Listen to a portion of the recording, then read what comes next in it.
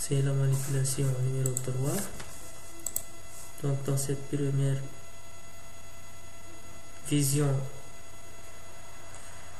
vous voyez le circuit qu'on a vu au TP numéro 1. Donc le contacteur K il est en position 2. Donc c'est une phase de charge. La capacité, on a vu qu'elle est de 3,6. Bon. Donc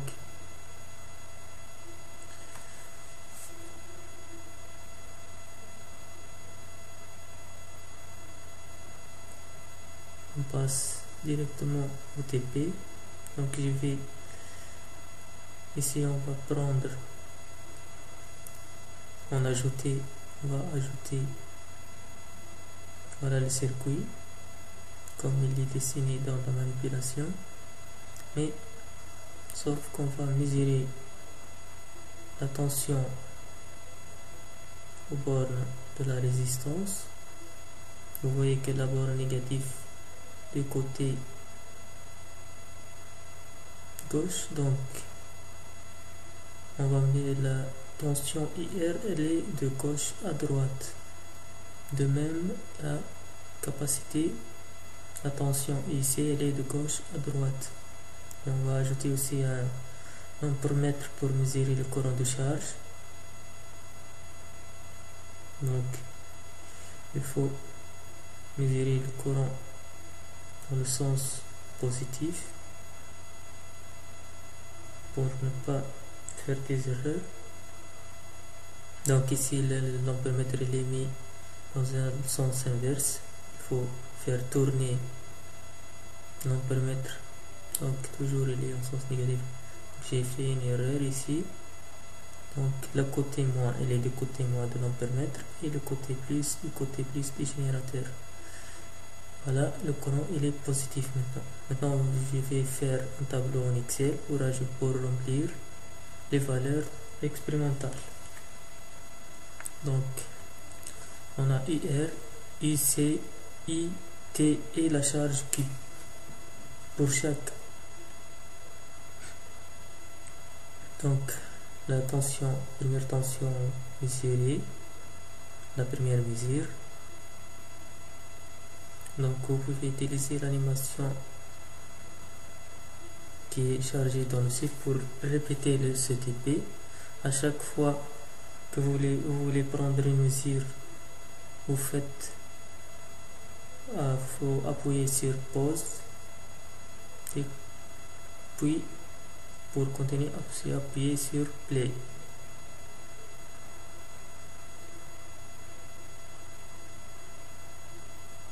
Donc je vais ajouter un chronomètre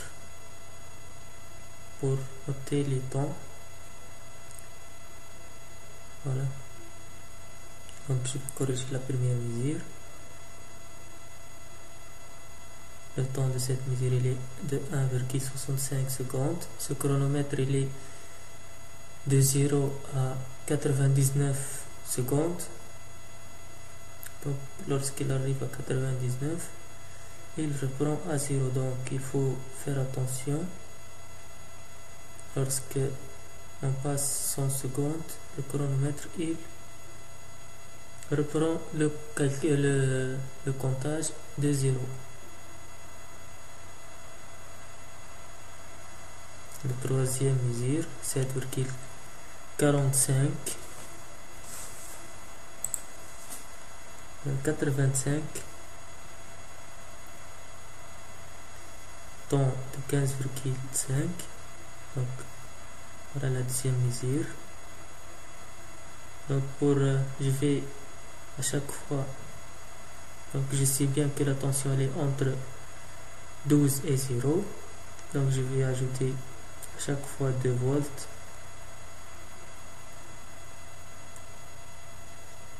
Le temps, donc IR elle est de 5,85, I 0,59,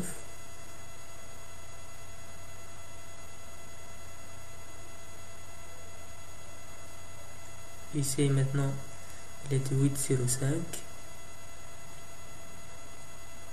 et IR 3,91 et I elle est de 0,39. T elle est de 41,50.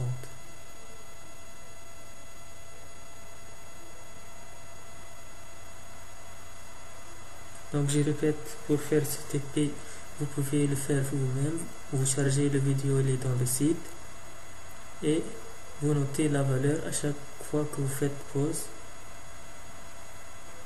Et au-dessus, vous pouvez utiliser aussi un papier millimétré si vous n'avez pas si vous ne pouvez pas utiliser Excel.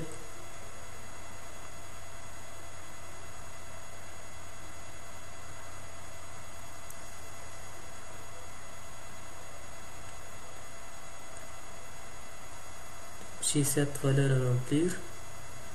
Donc il me reste une valeur, j'attends que la tension elle atteint un voisinage de 12 volts.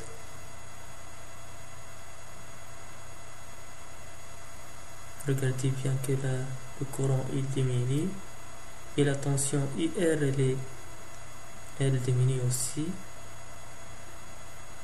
Donc je vais m'arrêter pour 11,2 volts.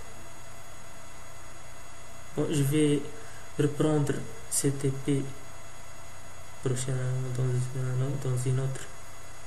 dans le TP de décharge. Alors, regardez bien, le courant il diminue, la tension au port du condensateur elle augmente, c'est la charge, et la tension IR elle diminue. Donc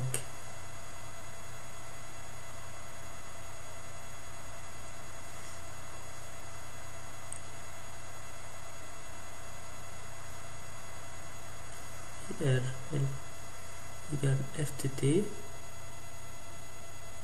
Ici le FTT, donc on va tracer ces deux courbes. Voilà, donc on va tracer la tension en fonction du temps, les deux tensions. J'ai ajouté un graphe de nuage de points et j'appuie sur sélection de données, je supprime les valeurs trouvées, les courbes trouvées, et je ajoute une autre courbe que je l'appelle IR égale à FTT. Les valeurs en X sont les temps, je les sélectionne, et la valeur en Y c'est les tensions IR, et j'appuie sur OK. Alors j'ajoute une autre courbe que j'appelle UC égale FTT. Donc de même je choisis X c'est le temps, donc je sélectionne les valeurs des temps, donc il faut bien faire attention. Voilà, X et Y c'est UC, les valeurs ici. Voilà, la courbe elle est bien. Et bon, je vais ajouter une autre courbe qui est la somme IR plus UC, la somme des tensions. Donc elle est toujours au voisinage de 12 volts, et c'est logique puisque notre générateur il fournit une tension de 12 volts. Donc on va faire notre courbe IR plus IC égale à F de T. Donc c'est le nom de la courbe IP égale F de T. Voilà. Maintenant je vais ajouter les X. X ce sont les temps. Y sont, voilà, et j'appuie sur OK.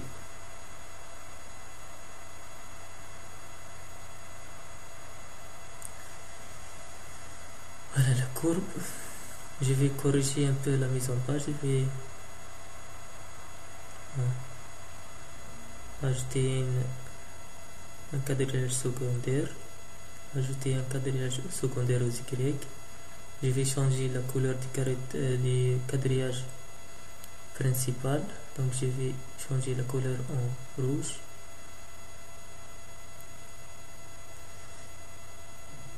Le style de trait, je vais l'augmenter. De même le quadrillage principal en X, je vais augmenter le style de trait, même couleur. Maintenant le quadrillage secondaire, donc il change de couleur seulement. De même quadrillage secondaire en Y. Voilà la courbe trouvée. Maintenant je vais copier cette courbe. Voilà. La manipulation donc passe pour l'étude de la courbe trouvée.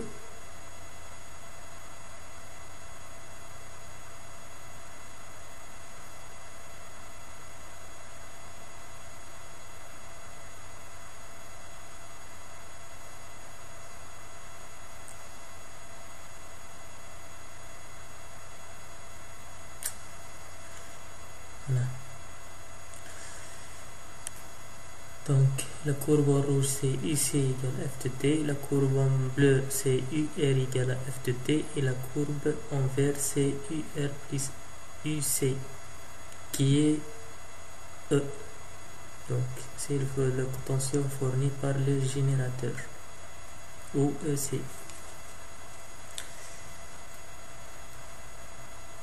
Maintenant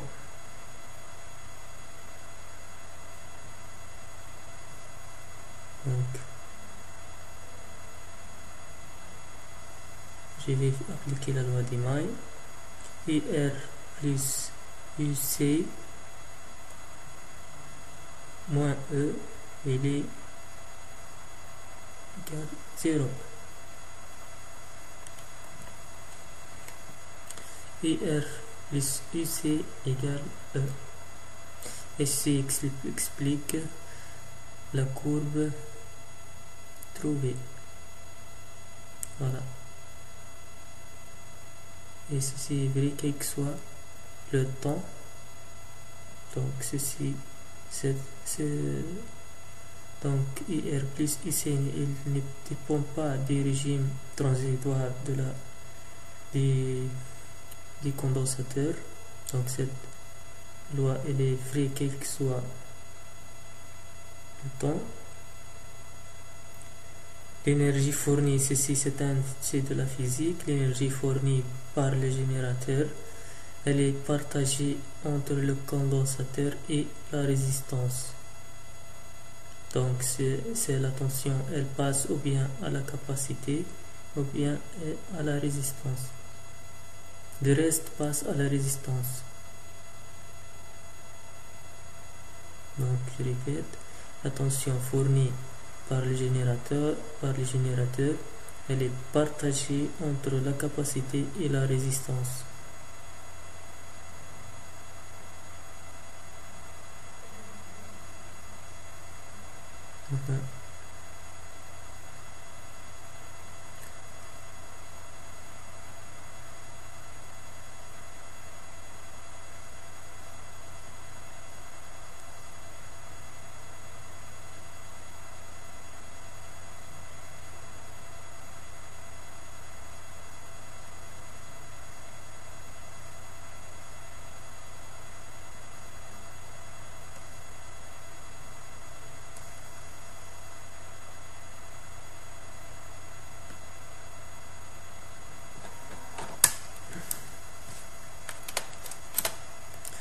Donc la charge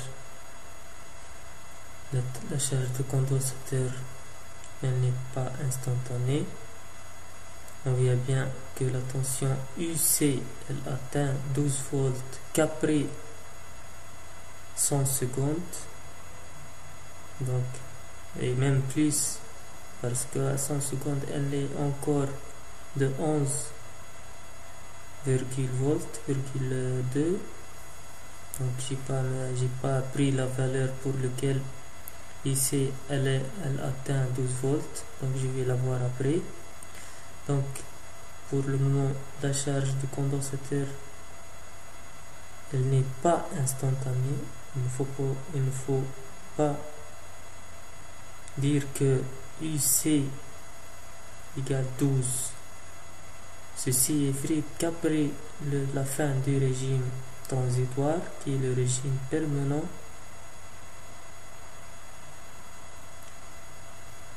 Donc si je vais noter ça, la réponse ou la charge qui est la charge du condensateur n'est pas instantanée.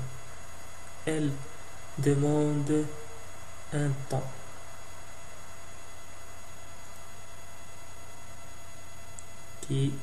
C'est un phénomène transitoire.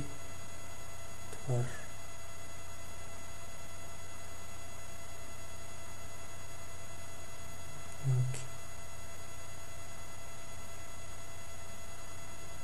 voilà. Qu'est-ce que cela veut dire transitoire? Donc, et c'est un régime non permanent qui prépare pour un régime permanent. Donc, on a vu ça dans le TP2. Je rappelle le TP de la lampe, que la lampe elle devient éteinte après un temps et elle reste éteinte. Donc si je dis qu'elle reste éteinte, qu'elle ne va pas changer d'état, on dit que c'est un régime permanent. Donc ici elle garde une tension de 12 volts. Après, donc maintenant je vais reprendre le TP pour noter le temps pour lequel la tension elle atteint 12 volts pour corriger la courbe. Donc ce temps il est forcément supérieur à 100 secondes.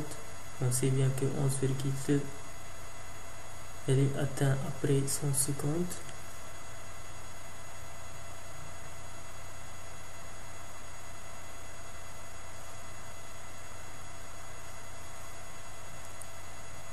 Vous voyez,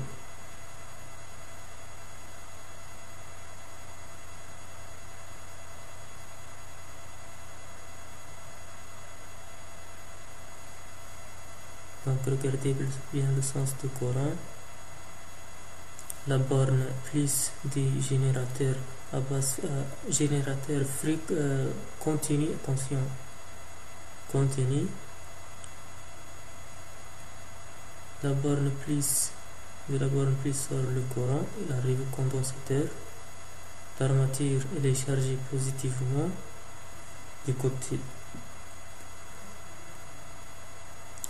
de la borne plus du générateur.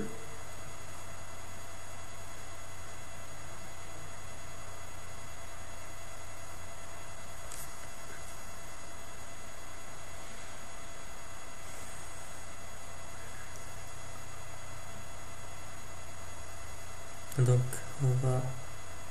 voilà, nous sommes à 99 et la tension elle est de 11,2 de 11,9 volts. Donc le temps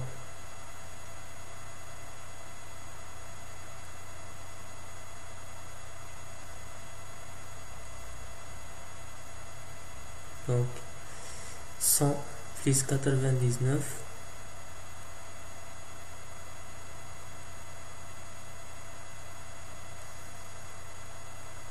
Donc j'ai passé deux fois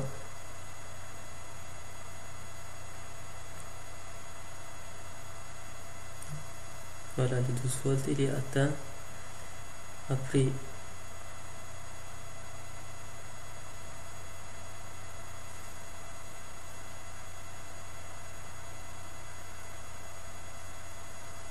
206 secondes. Donc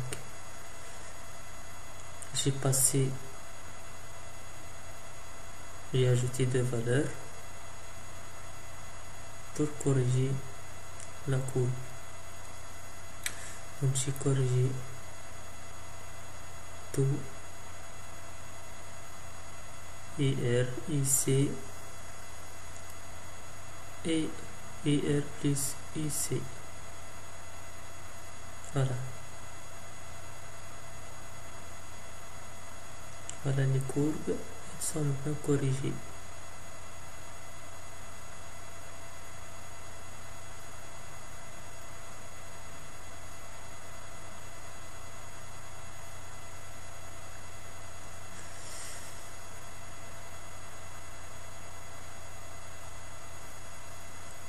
Donc la réponse, la tension ici atteint 12 volts, à T égale à peu près 200 secondes. Donc presque 3 minutes et 20 secondes. Bon, je vais noter ça. C'est d'après la courbe, elle est de 209 secondes.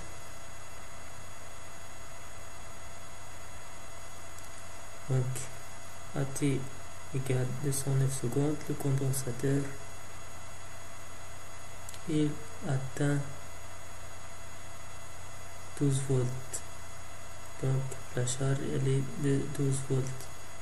À partir de ce temps-là, on dit qu'on est en régime permanent. Donc ce temps il dépend c'est une propriété physique du condensateur. Donc il fait partie des propriétés physiques du condensateur. Donc si la capacité elle est grande, le temps de charge il augmente. Donc si ici la capacité elle est de 3,6 farad,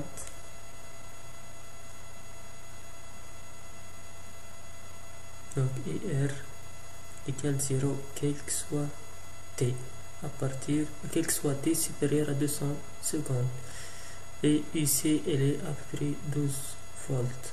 Donc pour T supérieur à 209 secondes, donc la résistance elle est maintenant à une tension nulle. Donc c'est le régime permanent. Donc lorsqu'on étudie un circuit de ce type, il faut faire attention. Si on est dans le régime permanent, parce que le calcul il change et les valeurs des tensions elles changent entre ces deux états.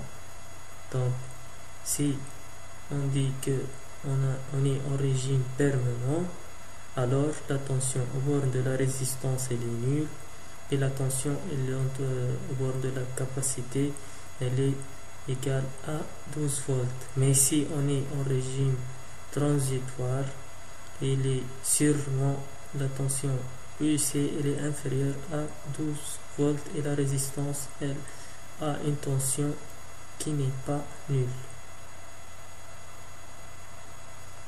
Donc à partir de T égale 209 secondes, c'est le domaine 2, et avant le temps égal 209 secondes, on a un domaine 1. Ce domaine 1 c'est le domaine transitoire.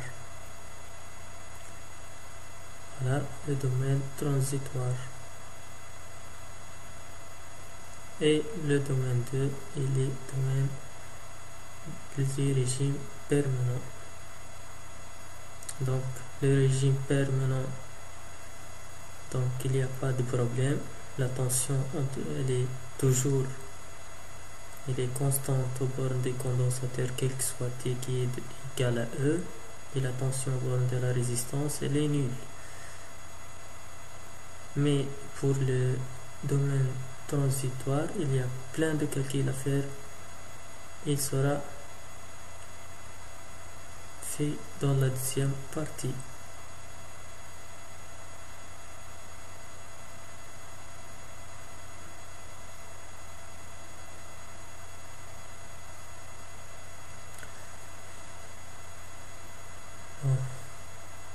je passe maintenant pour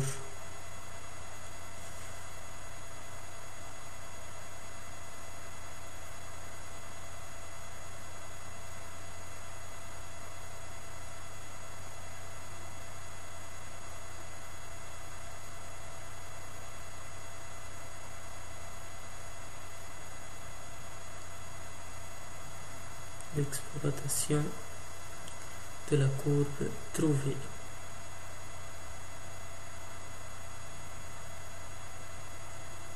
Donc, mais avant, je vais faire une étude théorique.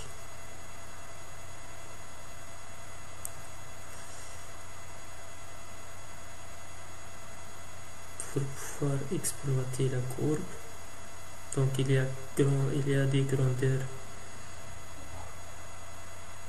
Donc là, si on applique la loi des mailles, IC plus IR moins E égale 0. Donc, on a ici l'égal Q sur C, IR égale à RI et E égale moins E. Donc voici la loi des mailles écrite d'une autre façon.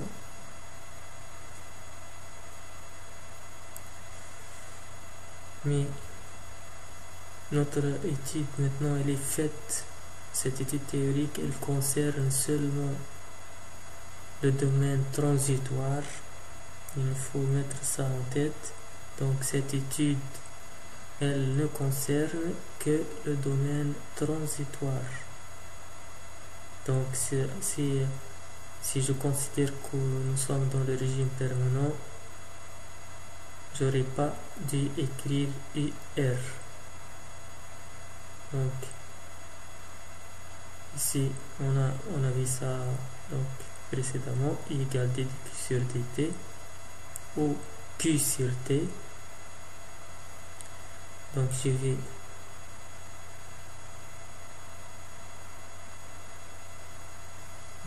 diviser par C, donc elle devient I sur C égale 1 sur C fois dQ sur dC et dt.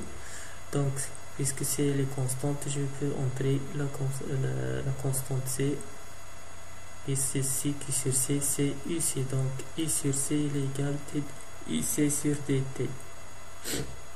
Donc ici, je remplace C sur C fois I R, RI moins E. Puisque C sur C il est égal à 1, je peux l'ajouter. Mais I fois sur C, c'est D de UC sur dt. D de UC sur dt. Donc l'équation elle devient UC plus RC fois D de UC sur dt fois D de UC sur dt. Il est moins E, il est nul.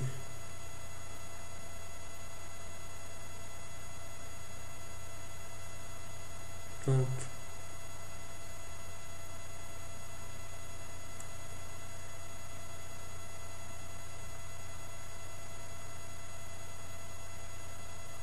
l'équation maintenant IC plus RC D de UC sur dt, il est égal à E. Voilà l'équation 1.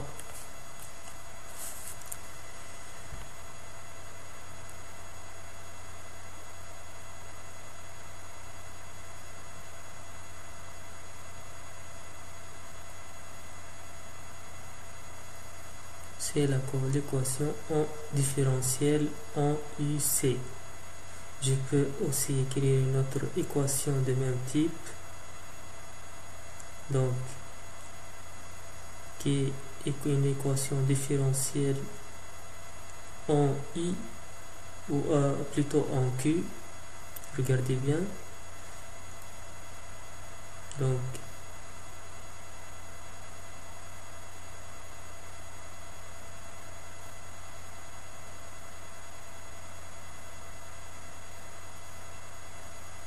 On sait que IC il est égal, donc je vais répéter l'équation Q sur C plus R fois I moins 1 il est égal à 0. Donc c'est une équation trouvée précédemment.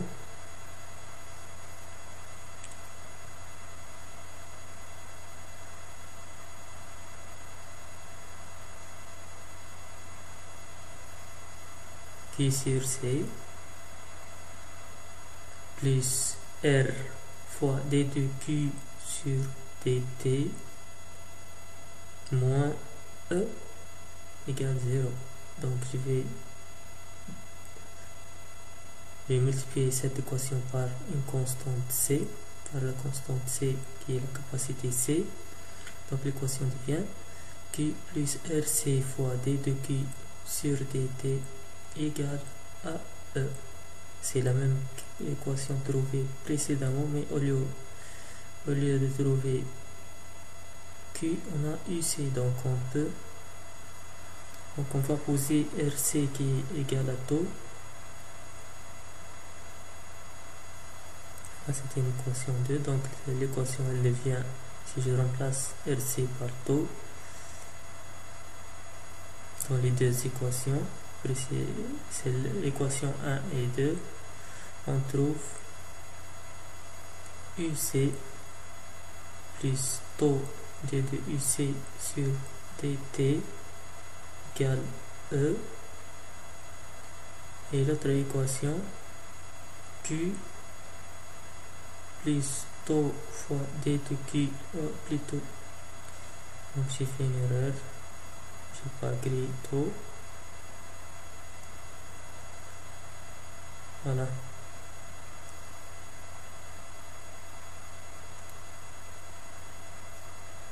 RC, c'est taux. Voilà les deux équations.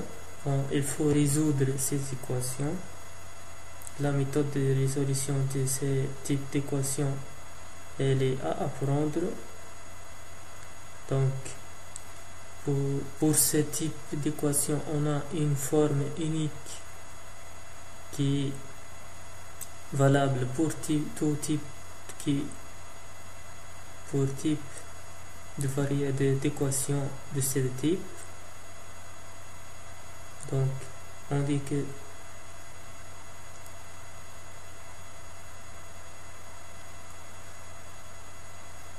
voilà, donc je vais résoudre la première équation. Donc je rappelle que la méthode de résolution de ce type d'équation, elle est à apprendre. Donc cette partie, elle est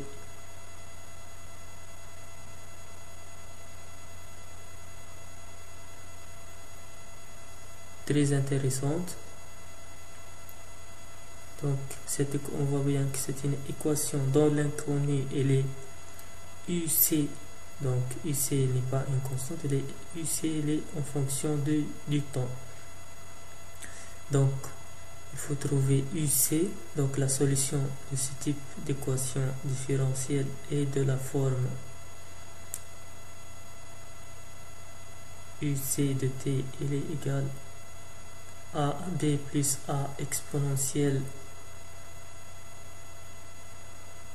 moins alpha fois t, où alpha t c'est la même. Donc les a, b et alpha, ce sont des constantes, il faut les trouver. Donc c'est une forme générale, c'est une solution. Donc à chaque fois que je trouve cette forme d'équation, la solution elle est sûrement de ce type. Donc cette forme elle est à apprendre. Donc par exemple si j'écris Q, donc la solution elle devient Q de t égale b plus a exponentielle moins alpha t. Donc c'est la même.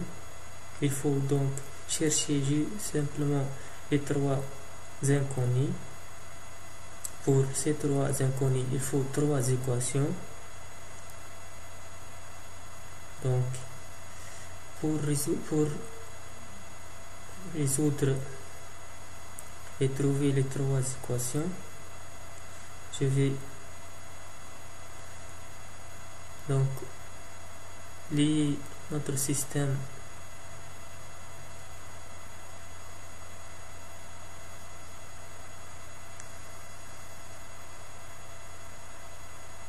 à son état de départ. Donc AT égale 0 et AT, on a deux instants dont on connaît l'état du système. Donc AT égale à 0, on sait bien que la tension elle est nulle et ceci est vu dans la perméabilité P, et la tension à l'infini qui est après le régime permanent elle est égale à 12 volts. Donc voilà deux instants dont on connaît la tension UC. Donc on va utiliser ces deux informations. Donc maintenant on a deux équations. Donc on va essayer de les utiliser. Donc UC 12 volts, ceci donc pour un instant après le régime permanent, on dit que c'est un temps infini. Donc c'est à l'infini, c'est égal à E. Donc je ne vais pas écrire 12, donc je vais écrire E. Donc si voilà, j'ai expliqué, maintenant on va écrire UC de l'infini, il est égal, je vais replacer le temps dans l'expression de UC de T. Lorsque T elle est à l'infini, donc ceci elle est à prendre la limite de l'exponentielle en moins l'infini, il est nul. Donc je répète, la limite de exponentielle x en moins l'infini il est nul, qui donne en 4. Exponentielle moins x en plus l'infini il est nul. Donc la limite de la fonction exponentielle x elle est nulle au voisinage de plus l'infini, moins l'infini plutôt. Donc voilà, dans notre cas exponentielle elle tend vers moins l'infini, donc elle est nulle. Il reste b. Donc limite de ici lorsque t tend vers l'infini elle est égale à b. Voilà, je ne sais pas si vous avez fait la fonction exponentielle, sinon vous apprenez ça. La limite c'est à apprendre la limite de la fonction exponentielle au moins l'infini, il est nul. C'est simple, mais il faut l'apprendre. Donc on a des équations. Donc on a ici voisinage de 0. Donc j'ai remplacé t par 0, j'ai trouvé que exponentielle de 0 il est égal à 1. Donc j'ai trouvé b plus a. Donc à t égale 0, on a uc égale b plus a. À temps égale l'infini, uc égale à b. Je ne sais pas si vous avez fait la fonction exponentielle, mais vous pouvez noter ça ou l'apprendre. La limite de la fonction exponentielle elle est en plus l'infini, elle est plus l'infini. La limite de la fonction exponentielle au moins l'infini elle est nulle. Et exponentielle de 0 il est égal à 1. La fonction exponentielle elle a une fonction réciproque qui est appelée la fonction logarithme népérien, donc ln. Donc j'ai arrêté jusqu'à là pour ce rappel mathématique. Donc je vais rappeler ce que je vais utiliser. Donc limite exponentielle x en moins l'infini il est nul. Voilà, donc je vais écrire ça. Donc b plus a, donc b égale moins a, puisque j'ai trouvé que donc at égale à 0, ici il est égal à 0. Et at égale à 0, on a uc égale b plus a. Donc 0 égale b plus a, donc b égale moins a. Voilà, il y a un inconnu trouvé. Donc on a deux inconnus, il reste deux inconnus. Donc at égale plus l'infini, uc égale à e. Oui, on a uc à l'infini, il est égal à b. Donc b égale e. Voilà, maintenant deux inconnus, il reste à trouver la constante alpha. Bon, voilà l'expression de la solution. Ici de t égale b plus a exponentielle moins alpha t. On a trouvé b et a. On va remplacer par BA par leur valeur, donc E moins E exponentielle moins alpha t. Il faut trouver l'alpha. Pour cela, on va utiliser qui est fréquemment une méthode utilisée fréquemment dans ce type d'équation, c'est d'utiliser l'équation différentielle, la première équation différentielle, et remplacer la solution dans cette équation. Donc il faut, donc on a trouvé cette UC, cette valeur trouvée, on va l'injecter dans l'équation différentielle et on va trouver l'alpha facilement. Donc on a donc trois équations. La première, c'est à l'instant t égale à 0, on a une information. À temps en l'infini, on a une autre information. Donc on l'appelle aussi, ce sont des conditions aux limites. Donc ces informations sont appelées conditions aux limites. Et la troisième équation, c'est l'équation différentielle. On va injecter la solution trouvée après les deux conditions aux limites. On va injecter l'équation, la solution dans l'équation. Donc d de UC sur dt.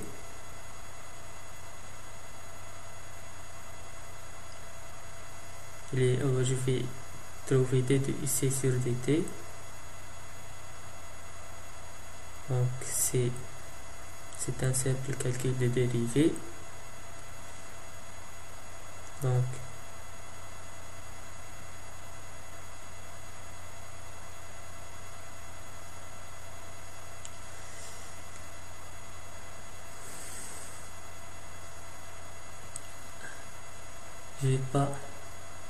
je vais développer le calcul pas à pas. Donc la attention, elle est constante, donc la dérivée est nulle. Moins donc t de E exponentielle moins alpha t. Donc je vais sortir la constante E. Il reste le dérivé de l'exponentielle moins alpha t. Bon, elle devient moins E dérivée de exponentielle moins alpha t par rapport au temps. Bon, je vais faire un petit rappel mathématique. La fonction, si on a une fonction composée, on a ici une fonction composée f de g de x. La dérivée d'une fonction composée, elle est égale g' de x fois f' de g de x. La fonction g, c'est alpha t. Donc je vais dériver alpha t qui est moins alpha. Donc la dérivée fonction moins alpha t, c'est la fonction g. Je vais la dériver, elle devient moins alpha. Et la fonction f', c'est l'exponentielle. Donc la dérivée de la fonction exponentielle, elle est exponentielle. Donc la fonction exponentielle, son dérivé, elle est exponentielle. Donc on remplace g de x par, donc on met g de x exponentielle moins alpha t. Donc la fonction devient alpha e exponentielle moins alpha t. C'est le dérivé de ici par rapport au temps. Donc j'ai fait ce dérivé pour pouvoir remplacer. Donc j'ai l'équation différentielle. Je vais mettre donc l'équation différentielle qui est UC plus taux d de UC sur dt égale à E. Donc je vais remplacer d de UC par sa valeur. Voilà l'équation différentielle qui est l'équation 1 UC plus taux d de UC sur dt. Voilà, je vais remplacer ici par sa valeur et d de UC sur dt par sa valeur. Tout ceci pour trouver la valeur de alpha. Voilà, notre objectif, c'est de résoudre l'équation différentielle qui est le même, qui c'est cette équation, même cette équation. Et donc, on a trouvé A, on sait bien, donc je répète qu'on a trouvé les deux constantes A et B, et on cherche la constante alpha. Donc, UC qui est E, donc UC il est égal E moins E exponentielle moins alpha t. Donc, il est égal E moins E exponentielle moins alpha t plus, voilà, E, UC, plus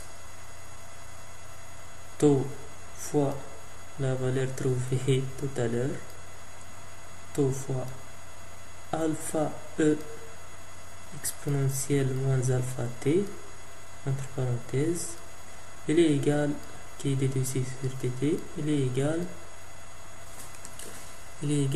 à U, à E. Donc maintenant je vais développer cette équation et faire, s'il y a des simplifications à voir, s'il y a des simplifications à faire. Donc on a E, elle est simplifiée. Maintenant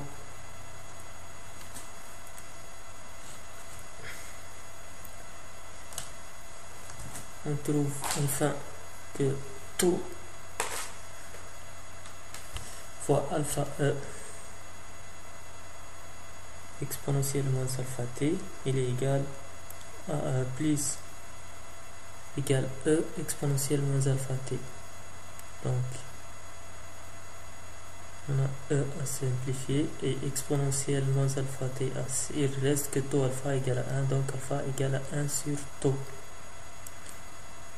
Taux qui est égal à RC, donc alpha égale 1 sur taux égale 1 sur RC. Donc finalement on va remplacer alpha et A et B par leur valeur dans la forme générale de la solution. On a B égale à E, A égale à moins E, alpha égale à 1 sur taux.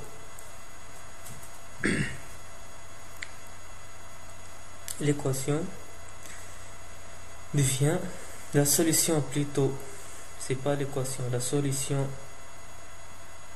de l'équation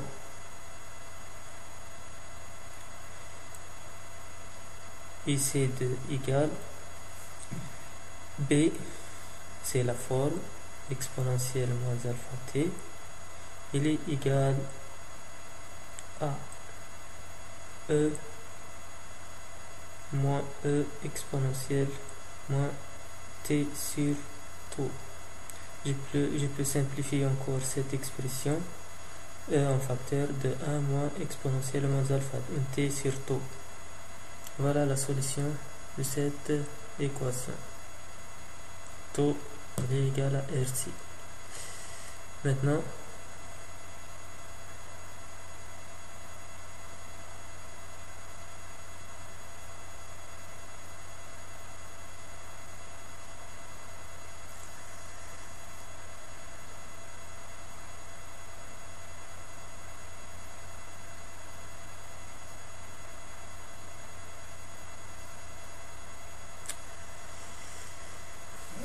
on va étudier la solution trouvée.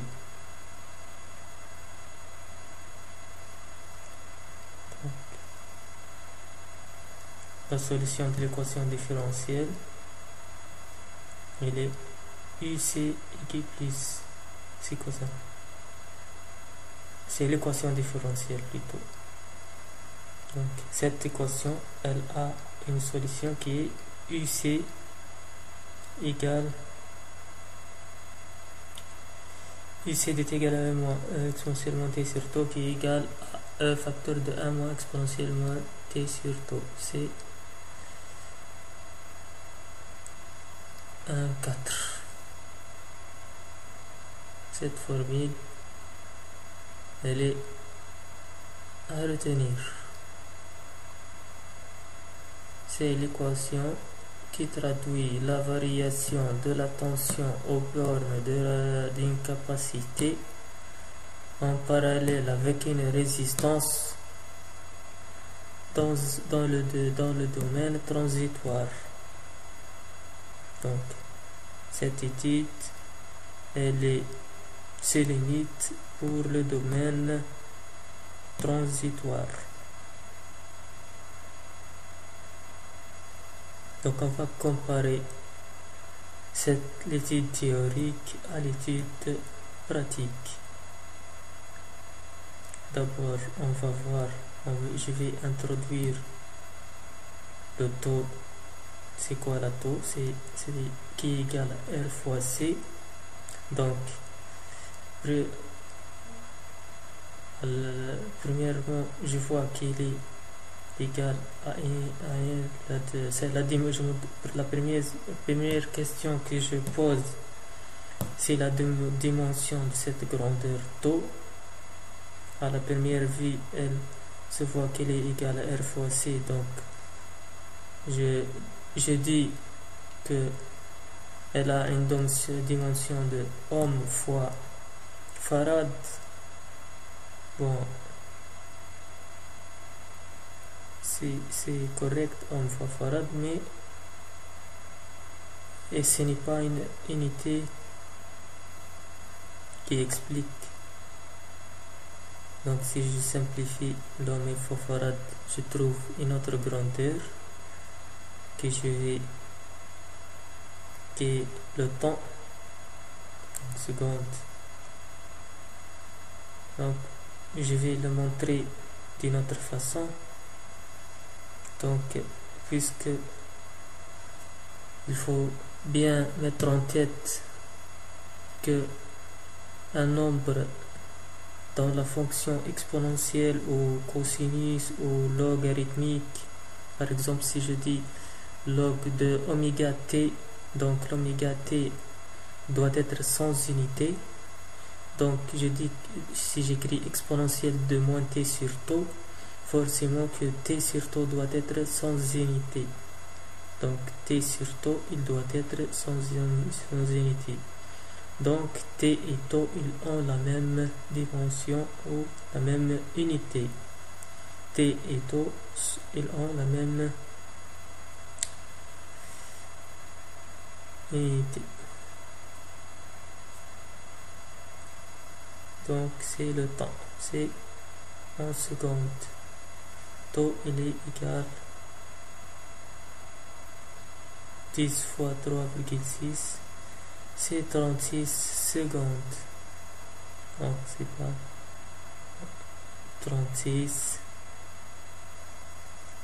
je vais l'écrire clairement, 36 secondes. Tau, elle a une dimension d'un temps.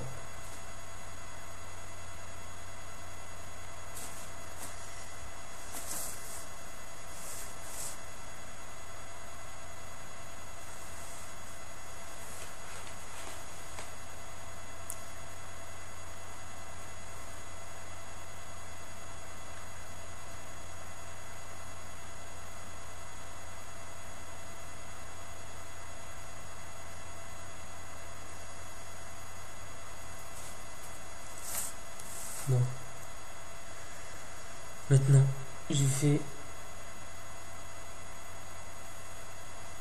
étudier donc la courbe, trouver la courbe expérimentale trouvée. Il y a donc deux méthodes pour la détermination de taux de la courbe. La première, donc je vais le développer comme ça. Si je prends t égale à taux, l'équation devient IC de taux il est égal à 1 moins exponentiellement taux sur taux qui est égal à E facteur de 1 moins exponentielle moins 1. Or, l'exponentielle moins 1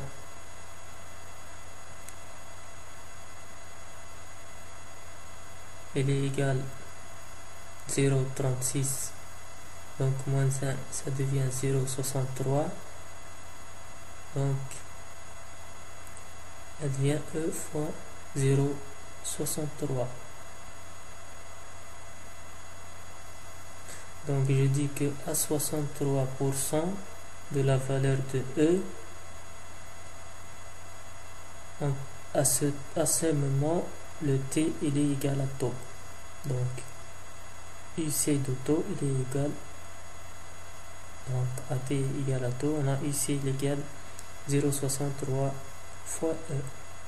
Dans notre cas, puisque E il est égal à 12 volts dans notre expérience, 12 fois 0,63, donc on va déterminer UC de taux qui est 0 fois 12 fois 0,63, qui est égal 7,58. C'est pas assez, j'ai fait une erreur. 7,85.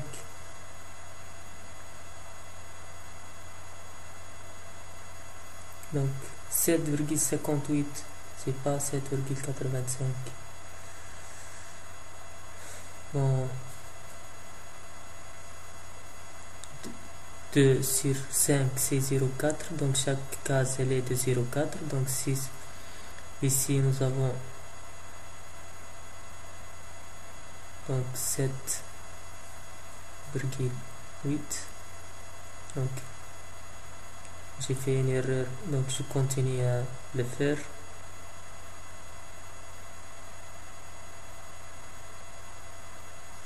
Bon, c'est 7,5, c'est pas 7,8.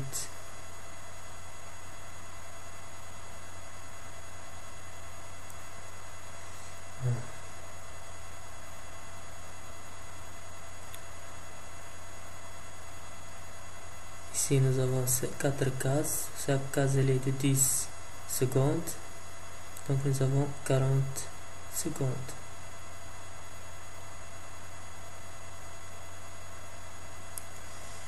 Taux expérimental il est de 40 secondes.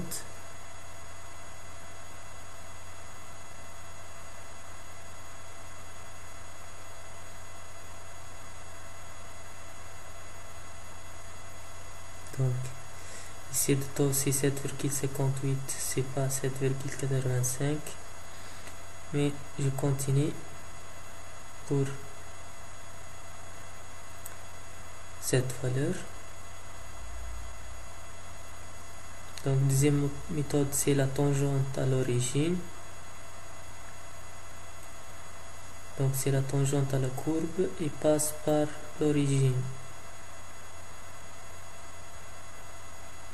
Ces deux méthodes sont des méthodes graphiques pour la détermination de la constante taux. Donc taux, on prend l'origine et on trace une droite tangente.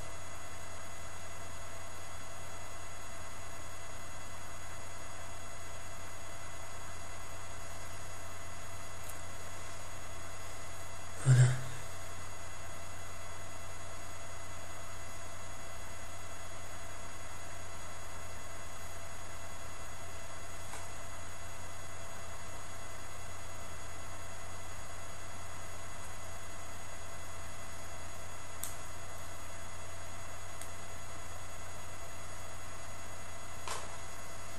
Intersection avec la courbe et on descend.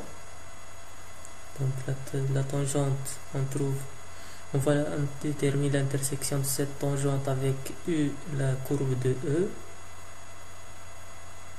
et on détermine l'instant pour ce point d'intersection qui est 45 secondes. Donc nous avons deux valeurs expérimentales, une trouvée par la méthode qui est de 0,63%, et la deuxième méthode c'est la méthode de tangente. Donc on sait bien que le taux théorique il est de 36 secondes. L'erreur c'est taux valeur théorique, valeur expérimentale moins valeur théorique, c'est la valeur théorique. Donc on va déterminer l'erreur pour chaque méthode. Donc 46 moins 36 sur 36, 40 moins 36 sur 36 est égal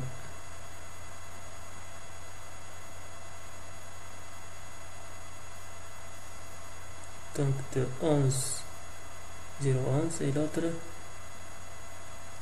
c'est sûrement plus grande, 0,25. Donc la méthode 1 elle est plus précise que la deuxième méthode. Donc si j'ai le choix, il est préférable d'utiliser la méthode de 63%. La méthode de 63%, c'est pour la phase de charge. Donc si je suis dans une phase de charge, j'ai la courbe de charge d'un condensateur. Donc si j'ai cette courbe, je peux déterminer la tension et la constante taux. Et je peux aussi utiliser la tension UR, mais la tangente, donc elle doit être inversement faite. Donc si j'utilise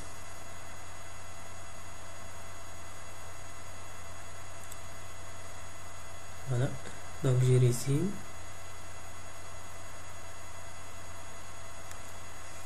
Donc maintenant je vais faire une étude mathématique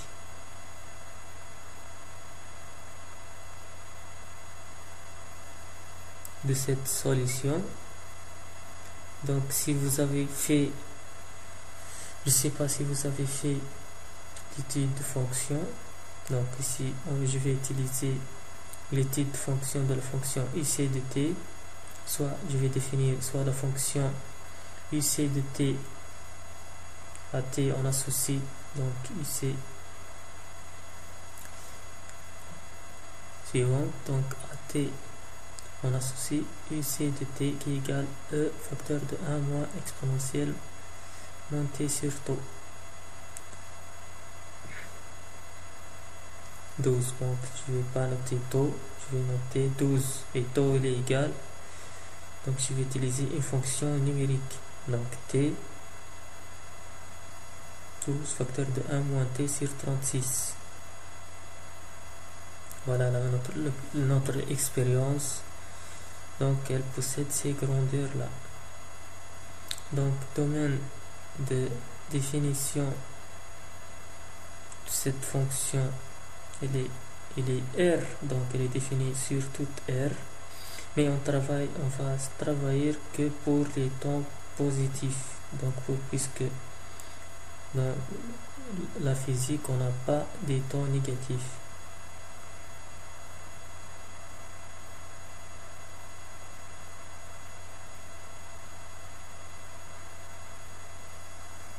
Donc on va travailler de t égale à 0 jusqu'à t égale à l'infini. Donc on va tracer les courbes que pour les taux positifs.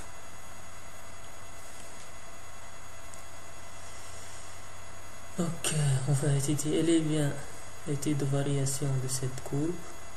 Donc pour faire l'étude de variation, faire les dérivés de notre fonction, et on a ces dérivés, mais je vais le faire une autre fois. Donc je ne vais pas rappeler la méthode utilisée, mais je vais dériver directement. Donc c'est 12, donc c'est 12 moins 12 exponentielle moins t sur 36 prime par rapport au temps qui est égal donc moins 12 exponentielle t sur 36, parce que le dérivé d'une constante il est nul. Donc je vais directement écrire moins 12 sur 36, donc dérivé de exponentielle moins t sur 36, c'est une fonction composée. Voilà la solution, moins 1 sur 36 fois moins 12 fois exponentielle moins t sur 36, c'est 1 tiers fois exponentielle moins t sur 36. Donc je vais donc un rappel mathématique.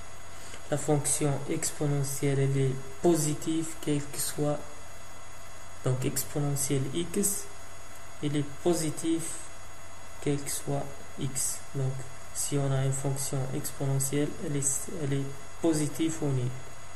Donc je regarde que j'ai un tiers fois une fonction exponentielle, donc elle est positive ou nulle. Puisque un tiers il est positif, et je sais que la fonction exponentielle elle est positive ou nulle, donc le produit il est positif ou nul.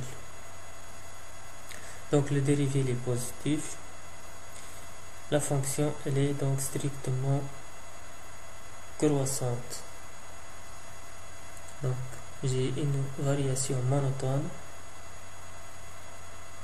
Donc c'est une variation monotone. Ici elle est stricte puisqu'elle est strictement positive ou nul. La fonction elle est strictement croissante.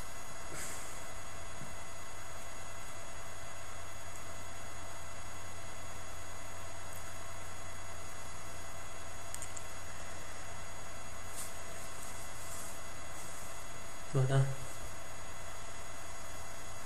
T est défini entre t et 0 plus l'infini, entre 0 plus l'infini. Ici prime il est positif, donc ici il est strictement croissant.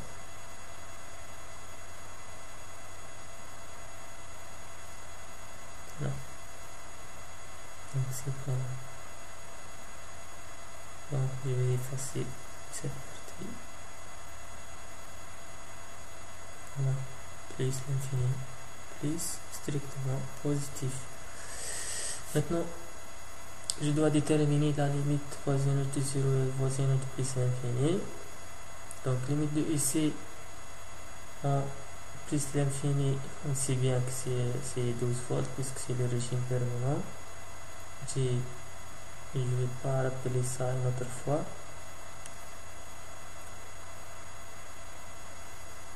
Il est égal à E. Donc, bon, je vais l'écrire.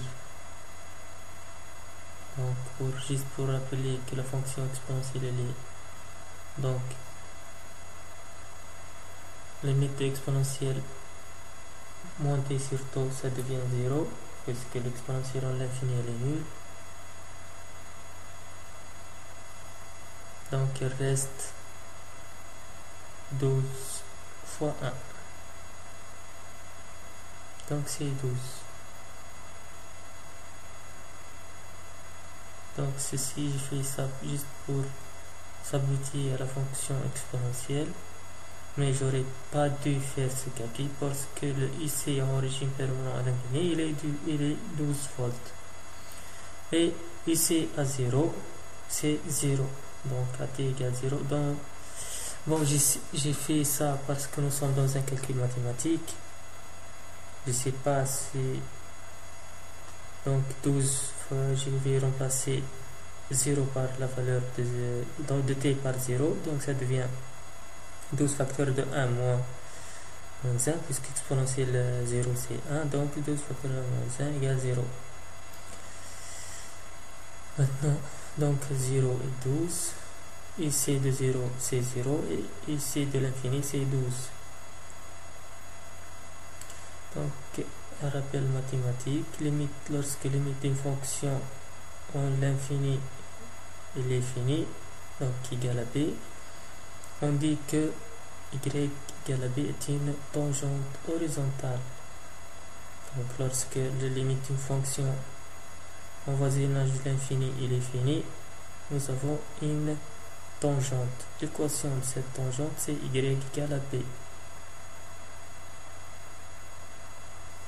Donc si limite de f de x lorsque t tend vers plus l'infini égale à b, on dit que y égale à b est une tangente horizontale. Ceci c'est un rappel mathématique. Cette étude c'est une étude de mathématiques. Si vous n'avez pas fait les fonctions exponentielles, vous ne devez pas faire cette partie parce que vous n'aurez... Mais si vous avez la fonction exponentielle, ceci sera très bénéfique pour comprendre la fonction exponentielle et aussi fonctionnement du condensateur. Donc, maintenant je vais tracer la courbe de IC. Donc, ici, il est entre 0 et 12. Là, je rappelle, je trace la tangente horizontale qui est Y égale à 12 volts. Voilà la tangente horizontale. Je sais donc le premier point de IC c'est 0. Voilà le premier point. Maintenant, je vais choisir un deuxième point qui est taux. Donc AT égale à taux. C'est un point particulier. Je vais le mettre. Donc AT égale 36 secondes. Ici, il est égal à 7,58. Donc je vais 7,8. Donc voilà 6.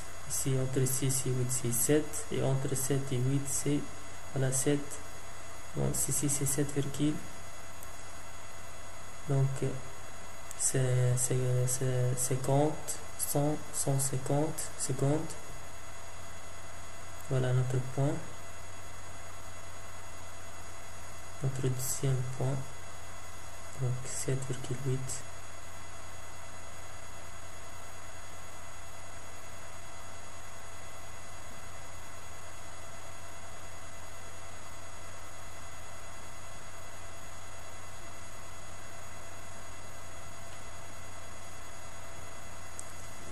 « 150, 200 secondes. Le deuxième point, il est là. Donc, notre deuxième point. Maintenant, nous avons deux points et une tangente horizontale. Donc, on peut tracer la courbe, elle est comme ça. Voilà notre courbe. Voilà. Je vais affiner la courbe.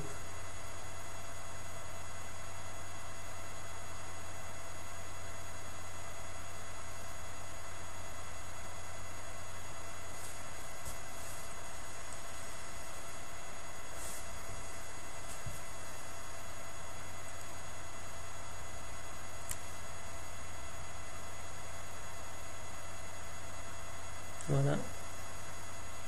Donc je vais comparer la courbe théorique et la courbe expérimentale trouvée.